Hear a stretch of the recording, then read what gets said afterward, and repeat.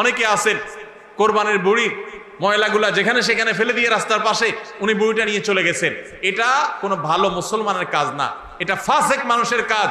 নবী করিম সাল্লাল্লাহু আলাইহি সাল্লাম ঈমানের শাখা বলতে গিয়ে বলেছেন ইমাতাতুল আযা আনিত তারিক, ঈমানের একটা শাখা হলো রাস্তায় এমন কিছু যদি কেউ কষ্ট ফেলে রাখে যেটাতে আরেকজনের কষ্ট হয়, সেটা আপনি আরেকজন ফেললে আপনি সরাই দিবেন, এটা হলো ঈমানের দাবি। আর আপনি নিজে যদি ফালান সেই জিনিসটা, যে জিনিসটা মানুষের কষ্ট হয়, তাহলে এটা তো কুফরির অঙ্গ হবে।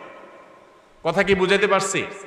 আমরা অনেকে কোরবানি করি কিন্তু এই জিনিসগুলো খেয়াল করি না যে আমার কোরবানিটাকে অনর্থক করে দিতে পারে, অর্থহীন করে দিতে পারে, সওয়াবের পরিবর্তে গুনাহ হতে পারে। এই জন্য কোরবানির পশুর রক্ত, ময়লা, বুড়ির ময়লা, এই সবগুলোকে আমরা নিজ দায়িত্বে একেবারে পরিষ্কার করে রাখবো। মনে থাকবে তো ইনশাআল্লাহ? আল্লাহ তাআলা আমাদের সবাইকে কোরবানির এই ইবাদতকে আল্লাহকে সন্তুষ্ট করবার উদ্দেশ্যে খালেস এবং বিশুদ্ধ নিয়তে, সহি নিয়তে, এবং এই কোরবানিকে আল্লাহ তাআলা বিশুদ্ধ উপায়ে আমাদেরকে সবাইকে সম্পাদন করার তৌফিক দান করুন। আমাদের কোরবানির পশুর রক্ত বা পশুর কোনো কিছু দুর্গন্ধ বা কোনো কিছু, কোনো ময়লা যেন পরিবেশকে দূষিত না করে, মানুষের কষ্টের যেন কারণ না হয়। আল্লাহ তাআলা আমাদের সবাইকে সে বিষয়গুলোকে মেনে চলার তৌফিক দান করুন।